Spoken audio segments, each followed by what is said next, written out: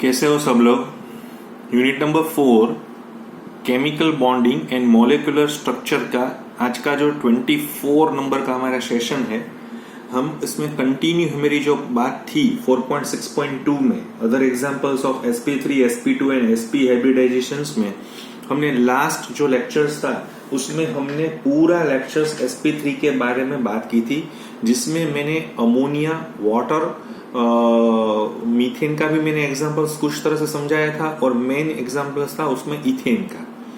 आज हम वही जो बात है वो आगे बढ़ाएंगे और उसमें हम ऑर्गेनिक केमिस्ट्री में जो sp2 हाइब्रिडाइजेशंस इन इथीन उसकी बात हम आज करेंगे। देखिए, ये जो इथीन आपको मालूम है, ये C2H4 है, उसको हम इथीन बोलते हैं और ये is the first member of the alkyne family. ठीक है, वो अल्कीन फैमिली का फर्स्ट मेंबर है। उसका जो एक और नाम है वो हमें आपको मालूम ही होगा, उसको इथिलीन भी बोलते हैं। ये इसका कॉमन नेम है और ये उसका IUPAC नेम है। आपको पता है कि जो इसका हम स्ट्रक्चरल फॉर्मूला है वो कुछ इस तरह से होगा। देखिए, C2H4 और there is a double bond between carbon and carbon. हमें अभी देखना ये है कि इसका स्ट्रक्चर किस तरह से यहाँ पे दिखा सकते हैं हम। ठीक है, तो चलो हम शुरू करते हैं। देखिए, हमारे पास 6 नंबर कार्बन है। इसकी इलेक्ट्रॉनिक कॉन्फ़िगरेशंस क्या है? 1s2, 2s2, 2p2। इसको हम इस तरह से भी दिखा सकते हैं। यहाँ पे हीलियम है, यहाँ पे 2s2 है और 2p2 है। चलो, इतना तो क्लियर है। ग्राउंड स्टेट में है अभी। हाँ, देखिए ग्राउंड स्टेट में है, कोई इसमें प्रॉब्लम नहीं है। अभी अब देखना पड़ेगा कि ये कार्बन है वो कितने लोगों के साथ जुड़ा हुआ है। देखिए, मेरा क्वेश्चंस में क्या बोल रहा हूं, कितनी वैलेंसी है वो हमें नहीं देखना है, कितने लोगों के साथ जुड़ा हुआ है वो हमें देखना है। कितने लोगों के साथ जुड़ा हुआ है? तो कि एक हाइड्रोजन, दूसरा हाइड्रोजन और तीसरा कार्बन, यानी ये 3 लोगों के साथ जुड़ा हुआ है। यानी इसके घर में 3 गेस्ट आएंगे। ये जो होस्ट है कार्बन, इसके घर में 3 जो गेस्ट आने के लिए उसके पास 3 जो कमरा होना चाहिए, उसकी जगह होनी चाहिए। लेकिन हम यहाँ पे देख रहे हैं कि उन ग्राउंड स्टेट ओनली 2 ही है, तो वो आ नहीं पाएंगे। तो वो क्या करेगा? तो कि ये जो कार्बन है वो एक्साइटेड स्टेट में पहले चला जाएगा। ठीक है, तो उसका जो 2s का जो इलेक्ट्रॉन है, हम यहाँ पे देख रहे हैं ये 2s का इलेक्ट्रॉन है, वो एक्साइटेड होके कहाँ पे चला गया? देखिए, यहाँ पे चला गया। चलो, ये कार्बन एक्साइटेड स्टेट्स में भी हमारी बात हो गई। अभी हमें ये देखना है कि इसके घर में कितने लोग आ रहे हैं? 3। तो ये कितने लोग का हाइब्रिडाइजेशन करेगा, यानी मिक्सिंग कितने का करेगा? 4 का करेगा? नहीं, ये है एक S और 2p का ही मिक्स करेगा। ये जो आपके पास 2pz ऑर्बिटल्स है वो उसको इसमें इन्वॉल्व नहीं कर पा रहा है। क्यों नहीं कर पा रहा है? क्योंकि हम इससे मालूम है कि मुझे 3 ही रूम बनाने हैं अच्छी तरह से। तो चौथा जो रूम है उसका ओरिजिनल रूम था डम्बेल शेप का, वही रखेगा। ये जो है आपके पास, उसने उसका क्या कर दिया है? हाइब्रिडाइजेशन कर दिया है, यानी मिक्सिंग कर दिया है। यानी s ऑर्बिटल स्फीयर थी, p ऑर्बिटल्स डम्बेल थी, उसका मिक्सिंग करके उसने एक और नया शेप और नई एनर्जी वाला, इक्वल एनर्जी वाला शेप डाल दिया है। ठीक है, हमें मालूम है कि इसमें परसेंटेज ऑफ s कैरेक्टर है वो 33.33% है कंपेयर टू sp3। वो थोड़ा ज्यादा होने की वजह से sp2 में हमें क्या दिखाई देगा? थोड़ा कंपेयर टू sp3, sp2 थोड़ी बल्की होगी। राइट, वो थीनर नहीं है, यानी लंबी नहीं होगी, थोड़ी थीनर होगी। तो ये जो sp2 के 3 हो, अभी इसके घर में एक हाइड्रोजन, दूसरा हाइड्रोजन और तीसरा कार्बन आएगा। देखिए, इसने पार्टिसिपेट 2pz ने नहीं किया है। आप पहले से देख लीजिए, ये मैं क्या बोल रहा हूं, ये जो है वो है अनहाइब्रिडाइज्ड। क्या है ये अनहाइब्रिडाइज? क्या है? तो कि 2p ऑर्बिटल्स है। ठीक है, और ये जो है वो हाइब्रिडाइज ऑर्बिटल्स है। ये सिग्मा बॉन्ड बनाएगी। अभी मैं आपको ये दिखाना चाहता हूं किस तरह से यहाँ पे दिखाई दे रहा है। देखिए, मैं आपको इसका कुछ स्ट्रक्चर है वो कुछ इस तरह से मैं दिखाना चाहता हूं। देखिए, ये जो है वो sp2 का एक है, ये दूसरा sp2 का है और तीसरा sp2 का है। देखा आपने? स्पेस में 3 लोगों को मुझे रखना है, तो ज्योमेट्री बता रही है कि आपको रखना होगा 3 लोगों को, तो ये बेस्ट एंगल है आपके पास। 3 लोगों को रखना हो तो 120 और प्लेनर पे रखना पड़ेगा। हो गया। देखिए ये मैंने किसका दिखाया, AsP2 का कॉम्बिनेशन होने की वजह से मुझे यहाँ पे मैं आपको दिखा रहा हूं। अभी मुझे यहाँ पे देखिए ये जो है यहाँ पे 1, 2 और 3 ये sp2 में चले गए हैं। अभी ये परफेक्ट sp2 है। और एक जो 2pz है उसने ऑर्बिटल ने पार्टिसिपेट नहीं किया हुआ है, वो अलग है। तो मुझे ये भी दिखानी पड़ेगी ना कि ये जो अलग है वो किस तरह से होगी, क्योंकि ये तो कार्बन का न्यूक्लियस है, ठीक है। तो ये कार्बन के न्यूक्लियस की ये कार्बन की ही 2pz है, लेकिन वो उसको परपेंडिकुलर होगी ना।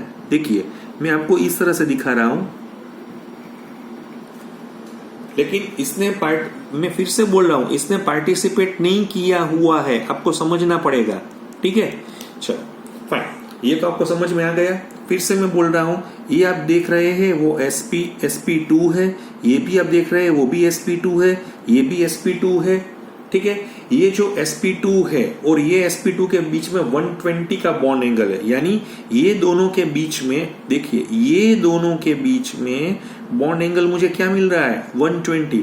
सेम वे ये दोनों के बीच में भी 120 ही है और इस दोनों के बीच में भी 120 है, ठीक है।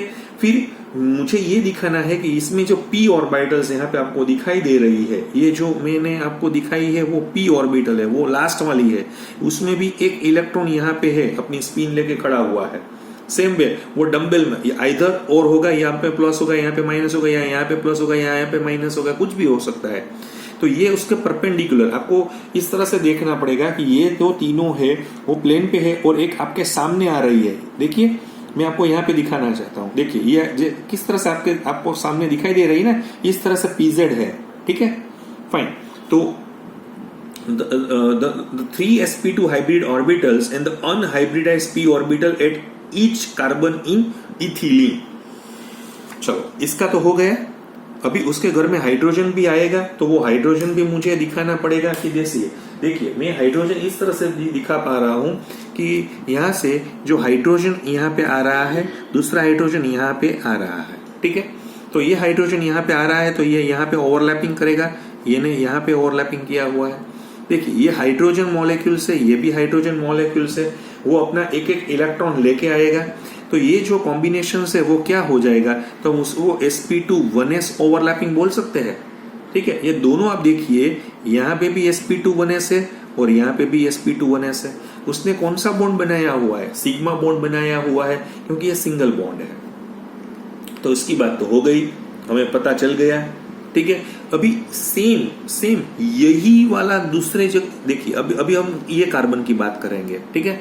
तो ये कार्बन भी इसके घर में आ रहा है, अभी इसका हाइब्रिडाइजेशन की बात करेंगे। अभी मेरा सेंट्रल एटम ये कार्बन है, ओके। तो इसके घर में कितने लोग आ रहे हैं, 3 लोग। तो पहले कार्बन ग्राउंड स्टेट में था, 1s2 2s2 2p2 इस तरह से दिया हुआ था। फिर कार्बन एक्साइटेड स्टेट में चला गया क्योंकि इसके घर में 3 लोग आ रहे हैं, तो उसने उस तरह से रिनोवेशंस किया हुआ है। फिर उसने तीनों लोगों को जोड़ दिया, sp2 इसका जो शेप है वो सेम हो जाएगा, उसकी एनर्जी भी सेम हो जाएगी, बिटवीन S और P के बीच में एनर्जी हो जाएगी। और इसमें इसका परसेंटेज हमें मालूम है 33.33% है, थोड़ा इसलिए मैंने थोड़ा थिक किया हुआ है, ठीक है। और उसकी जो 2p ऑर्बिटल है वो उसके परपेंडिकुलर खड़ी हुई है, जिसने हाइब्रिडाइजेशन में पार्टिसिपेट नहीं किया है।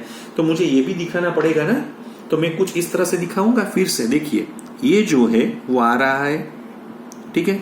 ये तो था ही sp2 का हमें मालूम ही है। फिर उसकी भी एक जो pz ऑर्बिटल्स थी, देखिए आप यहाँ पे मैं आपको दिखा रहा हूं, ये जो pz ऑर्बिटल्स है, ठीक है, देखिए आप, ये उसके परपेंडिकुलर पड़ी हुई है। और यहाँ पे मैं जो दिखा रहा हूं आपको, जो हाइड्रोजन है वो अपना 1s लेके आएगा, इस तरह से ये भी हाइड्रोजन अपना 1s लेके ओवरलैपिंग।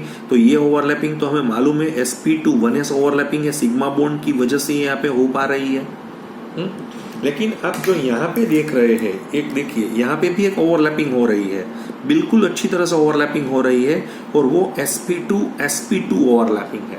और ये sp2 ओवरलैपिंग सिग्मा बॉन्ड्स बना रही है between carbon and carbon, okay, अभी हम देखेंगे कितना हमारा प्रोग्रेस कितना हुआ है। तो आप देखेंगे ना, तो उसमें मुझे इस तरह से दिखाई दे रहा है, एक है वो कार्बन कार्बन है, वो सिग्मा बॉन्ड है, वो sp2 हाइब्रिडाइजेशन से बना हुआ है। फिर उसमें कितने हैं, तो कि 4 है, कितने हैं, CH है, वो भी क्या है, सिग्मा बॉन्ड है। वो किस तरह से ओवरलैपिंग में हुए हैं, sp2 1s की ओवरलैपिंग से बने हुए हैं। समझ में आ गया आपको, समझ में आ गया। अभी मैंने कुछ इस तरह से समझाया हुआ है। अभी सभी बच्चे को तो ये इंतजार रहेगी, सर जी इसका क्या हुआ है। ये जो मैं p ऑर्बिटल्स आपको दिखा रहा हूं, उसमें भी एक इलेक्ट्रॉन है, लेकिन उसने हाइब्रिडाइजेशन में पार्टिसिपेट नहीं किया हुआ है। देखिए, मैं फिर से आपको यही स्ट्रक्चर फिर से मैं दिखाना चाहता हूं। देखिए, अभी मैंने कंप्लीट इस तरह से कुछ किया हुआ है। ये कार्बन था, ये सिग्मा बॉन्ड है, ये कार्बन है, ये हाइड्रोजन है, ये भी हाइड्रोजन है, ये भी हाइड्रोजन है, ये हाइड्रोजन है। हमें बॉन्ड एंगल मालूम है क्योंकि ये sp2 है, यानी कि वजह से वो 120 पे, ये भी 120 पे, ये भी 120 पे रहेंगे। ठीक है, आपको समझ में आ रहा है ना मैं क्या बोल रहा हूँ। ठीक है, तो ये देखिए आप 120 का प्लेनर स्ट्रक्चर्स है, लेकिन हम ये फिर से मैं दिखा रहा हूँ, ये हो सिग्मा बॉन्ड है, ये भी सिग्मा बॉन्ड है, ये भी सिग्मा बॉन्ड है। सभी जगह आप देखिए कितने सिग्मा बॉन्ड है, मेरे पास 5 सिग्मा बॉन्ड यहाँ पे दिखाई दे रहे हैं। ओके, अभी मैंने जो बोला था कि आपके पास जो ऑर्बिटल्स थी, कौन सी ऑर्बिटल्स थी, जो pz वो आपके पास इस तरह से यहाँ पे दिखाई दे रही थी। जिसने पार्टिसिपेट नहीं किया था उसमें भी एक इलेक्ट्रॉन है ना, आपको मालूम है ना, उसमें भी एक इलेक्ट्रॉन है, राइट। तो वो क्या करेगा, तो कि देखिए ये जो बॉन्ड बना था, मैं क्या बोल रहा हूं, जैसे ये दोनों सामने से आ रही थी तो उसका हेड ऑन ओवरलैपिंग हुआ था। Head on overlapping always convert into sigma bond, लेकिन ये तो दोनों साइड से आ रही है। देखिए फॉर एग्जांपल यहाँ पे इलेक्ट्रॉन है और यहाँ पे इलेक्ट्रॉन है, तो वो साइड ओवरलैपिंग करेगा। तो साइड ओवरलैपिंग होने की वजह से वो पाई बॉन्ड का फॉर्मेशन कर पाएगी, तो वो पाई बॉन्ड बना पाएगी। आपको समझ में आ रहा है मैं क्या दिखा रहा हूं आपको।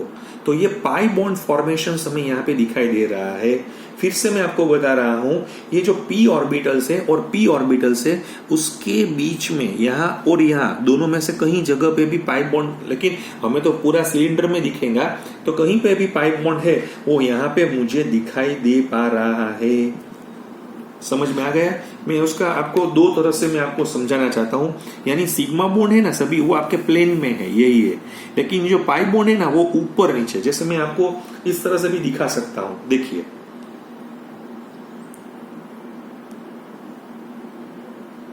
देखिए, समझ में आ गया आपको।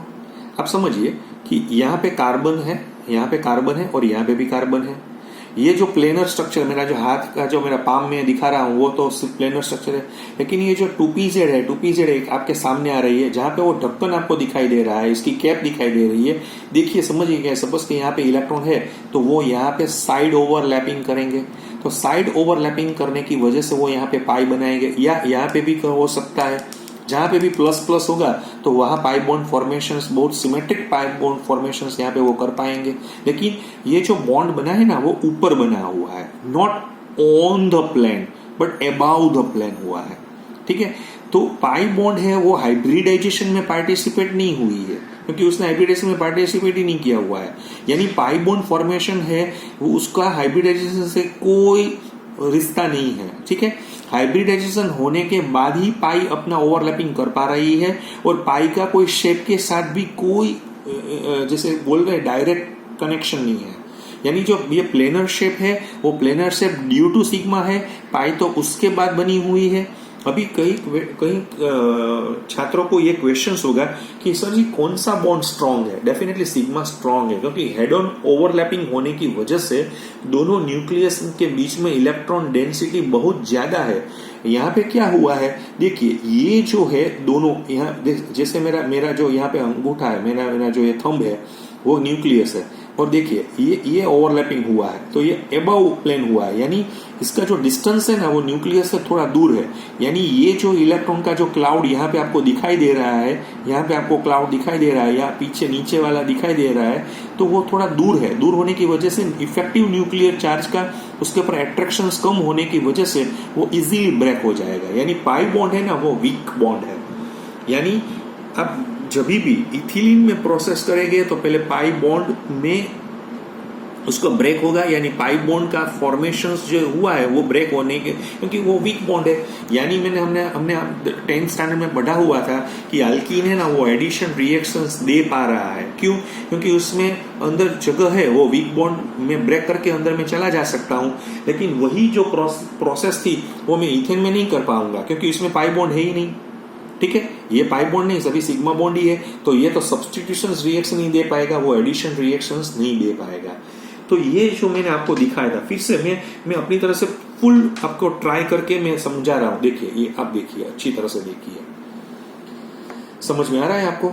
देखिए, ये जो है ना, ये पर्पल वाला है वो कार्बन है, ये जो सिग्मा बॉन्ड है वो सीसी सिग्मा बॉन्ड बना हुआ है, ये जो है CH का है। आप देखिए, ठीक है, ये जो PZ ऑर्बिटल्स थी, ये PZ और ये PZ, उसने साइड ओवरलैपिंग करके जो बॉन्ड बनाया हुआ है, यानी यहाँ पे और यहाँ पे कहीं भी जगह पे, लेकिन हमें तो सभी जगह पे दिखाई देगा क्योंकि इलेक्ट्रॉन है वो फास्ट मूविंग स्पीसीज है। तो हमें यहाँ पे क्लाउड, यहाँ पे जो है पाई क्लाउड, लेकिन अब देखिए न्यूक्लियस से वो ज्यादा डिस्टेंस पे होने की वजह से उसका जो इफेक्टिव न्यूक्लियर चार्ज उसको अच्छी तरह से खींच नहीं पाने की वजह से कोई बाहर से आएगा तो उसको पहले कौन मिलेगा? पाई मिलेगा, और वो उसको ब्रेक करके अंदर चला जाएगा। तो ये मैंने दिखाया हुआ है, वो मैंने अभी आपको इथीन के बारे में अच्छी तरह से समझाया हुआ है। फिर से एक बार मैं आपको थोड़ा वो जेडी की जो कॉन्सेप्ट है वो भी मैं आपको दिखाना चाहता हूं कि उसने किस तरह से यहाँ पे मैंने जो भी आपको बात की थी वही सेम है। देखिए, आपको समझ में आ गया होगा कि ये मैंने दिखाया था sp2 है, ये जो p ऑर्बिटल्स है, सो ये जो 3 sp2 हाइब्रिड ऑर्बिटल्स है और एक अनहाइब्रिड ऑर्बिटल्स है। फिर क्या हुआ? ऐसी दो लोग एक दूसरे के सामने प्लस यानी कि यस, ये और ये हेड ऑन ओवरलैपिंग कर रहे हैं। हेड ऑन ओवरलैपिंग करने की वजह से they form a sigma bond है, यहाँ पे सिग्मा बॉन्ड बन गया है, 120 का बॉन्ड एंगल है। फिर भी ये देखिए PZ है, उसका अभी तो सिग्मा बॉन्ड ही है क्योंकि sp2 ओवरलैप से CC बॉन्ड बना हुआ है। अभी पाई की बात की हुई है कि देखिए ये तो सिग्मा तो हो गया है, ठीक है, अभी जो p ऑर्बिटल्स और p ऑर्बिटल्स का कॉम्बिनेशन इस तरह से होने की वजह से वो पाई इलेक्ट्रॉन्स क्लाउड बना पा रहे हैं। समझ में आ गया आपको? बिल्कुल समझ में आ गया, ठीक है। So we can see that one CH2 group is rotated relative to the other around the carbon-carbon bond, and the unhybridized p orbitals become misaligned and can no longer overlap effectively. So this destroys the pi bond. So in effect, the rotation around a double bond involves bond breaking, and which requires more energy than is normally available to the molecules at room temperature. So as a result, rotation around the axis of double bond usually does not take place. इसमें ये थोड़ा point से मैंने आपको अभी बोला था, आपको समझना चाहिए। इसमें क्या था? CC सिग्मा वो इस तरह से घूम सकता है क्या? CH2 ये जो बॉन्ड है वो इस तरह से घूम सकता है सिग्मा बॉन्ड का, ठीक है, लेकिन मैंने जो अभी यहाँ पे बताया वो नहीं घूम सकता है फ्रीली क्योंकि यहाँ पे पाई है। देखिए, मैं घुमाना चाहता हूँ तो ट्विस्टिंग आ जाएगा, ठीक है, तो वो पूरी तरह से स्पेस में इस तरह से घूमेगा नहीं। देखो, नहीं निकल गया है यहाँ पे। तो मैं ये समझाना चाहता हूं कि पाई बॉन्ड है उसका जो रोटेशन अराउंड द एक्सिस है वो नहीं हो पा रहा है। बराबर, आपको समझ में बिल्कुल आ गया है। ये मैंने जो आपको समझाया था, इसमें जो CC बॉन्ड लेंथ हमें यहाँ पे मिल रही है, मैंने आपको दिखाया था, ये जो CC बॉन्ड लेंथ मुझे यहाँ पे मिल रही है वो नियर अबाउट 133 पाइकोमीटर मिल रही है, और जो CH बॉन्ड लेंथ यहाँ पे मुझे मिल रही है वो 109 पाइकोमीटर मुझे मिल रही है। आपको पता है कि मैंने जो अभी लास्ट लेक्चर में समझाया था, तो ये CH बॉन्ड में कोई मुझे यहाँ पे सेम ही बॉन्ड लेंथ मिली है, लेकिन यहाँ पे देखिए जो CC बॉन्ड लेंथ है ना वो 133 पाइकोमीटर कम हो गई है, वो 154 थी, यानी डबल बॉन्ड बनने की वजह से बॉन्ड लेंथ कम हो रही है। हमने पढ़ा था कि if bond order is increasing, bond length is decreasing, that's why bond order and bond length they are inversely proportional. Okay fine, आपको समझ में आ गया है। तो इसका प्लेनर शेप हमें दिखाई दे रहा है, 120 का बॉन्ड एंगल सिग्मा में दिखाई दे रहा है, और 1.33 एंगस्ट्रॉम उसकी बॉन्ड लेंथ यहाँ पे मुझे मिल रही है। अभी नेक्स्ट मेरा जो है वो है sp हाइब्रिडाइजेशन इन C2H2 यानी इथाइन। ऑर्गेनिक केमिस्ट्री में हम इसको इथाइन भी बोल सकते हैं। फिर और एक इसका नाम भी है, उसको हम एसिटिलीन भी बोल रहे हैं।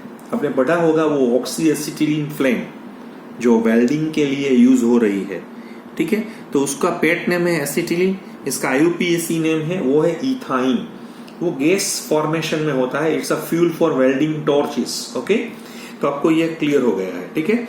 अभी मैं आपको यहाँ पे ये समझाना चाहता हूँ क्योंकि उसका जो स्ट्रक्चरल फॉर्मूला ये जो देख रहे हैं वो मोलिकुलर फॉर्मूला है। इसमें कार्बन 2 है, हाइड्रोजन 2 है। किस तरह से जुड़े हुए, इस तरह से जुड़े हुए, कार्बन 2 है, हाइड्रोजन 2 है। तो कार्बन की valency 4 satisfied, hydrogen each satisfied with 1 valency. तो हम इस तरह से भी दिखा सकते हैं। लेकिन अभी तो हमें देखना है कि ये जो प्रोसेस हम समझा रहे हैं वो अभी हमें हाइब्रिडाइजेशन की वजह से समझना है, ठीक है। तो मैं आपको समझाना चाहता हूं, फिर से मैं शुरू कर रहा हूं क्योंकि मेरे पास ये सेंट्रल एटम है कार्बन। मुझे मालूम है उसके जो ग्राउंड स्टेट है वो है 1s2 2s2 2p2। उसको हम कुछ इस तरह से भी लिख सकते हैं क्योंकि ये तो इनर है, ये तो पार्टिसिपेट ही नहीं हो पाएंगे। और जो वैलेंस इलेक्ट्रॉन है वो कुछ इस तरह से मुझे यहाँ पे दिखाई दे रहे हैं। फिर से बच्चे को क्वेश्चन होगा कि सर जी यहाँ पे 2 हाइड्रोजन डाल दीजिए, अब 90-90 के एंगल में 2 हाइड्रोजन आएंगे तो ये हो जाएगा। नहीं, कुछ इस तरह से नहीं हो पा रहा है क्योंकि इसका जो बॉन्ड एंगल है ना वो 90 है। हमें मालूम है 90 पे रहना चाहिए या 2 लोगों को 180 पे रहना चाहिए। तो कि 180 पे रहेंगे तो बहुत अच्छा होगा क्योंकि 180 is a very good bond angle कि वहां पे बहुत कम से कम रिपल्सन होगा। यानी इसका मतलब ये हुआ कि ये एक्साइटेड होगा और उसका हाइब्रिडाइजेशन भी हो पाएगा। देखिए मैं उसको थोड़ा एक्साइटेड पोजीशंस में आपको दिखा रहा हूं। ये कार्बन है ना, वो उसने बाहर से नेचर से एनर्जी ली हुई है। तो उसने क्या किया कि जो 2s का जो इलेक्ट्रॉन था वो 2s का इलेक्ट्रॉन यहां पे चला गया। अब देखिए, ठीक है, अभी भी काम खत्म नहीं हुआ है। अभी उसको मालूम है कि इसमें से उसको जरूरत तो 2 की ही पड़ेगी, तो वो 2 ऑर्बिटल्स का ही क्या करेगा, 2 ऑर्बिटल्स को ही क्या करेंगे, वो हाइब्रिडाइज करेंगे। रिमेनिंग जो आपके पास 2 ऑर्बिटल्स अभी भी अनहाइब्रिडाइज पड़ी हुई है, एक 2py की है, एक 2pz की है। ये क्या है, अनहाइब्रिडाइज्ड 2p ऑर्बिटल्स है। समझ में आ रहा है आपको, ये हाइब्रिडाइज हो गई है। तो उसने कौन सा कॉम्बिनेशंस किया हुआ है, यहाँ पे sp हाइब्रिडाइजेशंस बनाया हुआ है। यानी इसके घर में 2 है, उसमें परसेंटेज ऑफ s कैरेक्टर कितना होता है, 50% है। यानी ये ज्यादा बल्कि होगी कंपेयर टू sp2। तो मैं आपको दिखाना चाहता हूं, देखिए मैं आपको इस तरह से भी दिखा सकता हूं, मैं आपको समझाना चाहता हूं इस तरह से।